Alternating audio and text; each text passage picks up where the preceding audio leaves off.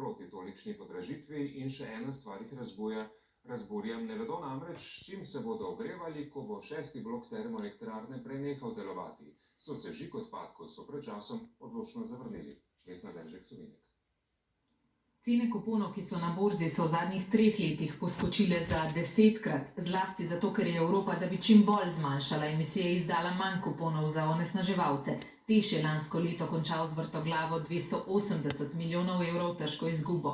V lokalni skupnosti je bil ponujen projekt sosežiga alternativnih goriv, vendar to ni bilo sprejeto. Če bi to bilo sprejeto, pa bi se cena ogrevanja predvidoma znižala na nivo iz preteklih let.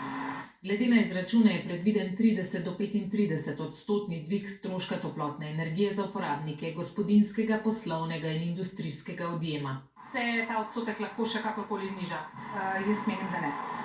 Dokončno bo svet ustanoviteljev Velenjske komunale o tem odločal po prejemu uradnega obvestila TEŠa o novi ceni nakupa toplotne energije, zdaj pa njihov predlog pretresa Agencija za energijo, kjer tudi svarijo. Cena emisijskih kuponov od konca lanskega leta nezadržno raste in je v zadnjem mesecu dosegala že 60 evrov za tono ogljikovega dioksida.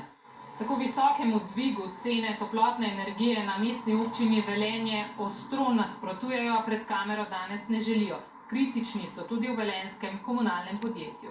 Včeraj so tudi pisno pozvali agencijo, da v kalkulaciji cene toplotne energije upoštevajo ustrezni delež pozitivnih učinkov, ki so posledica izvensodne poravnave v korist TEŠa in znižan strošek amortizacije zaradi slabitve rezerv v lanskem letu. Denar od kuponov sicer ostaja v Sloveniji, steka se v podnebni sklad, milijoni evrov pa se za zdaj v dolino ne vračajo.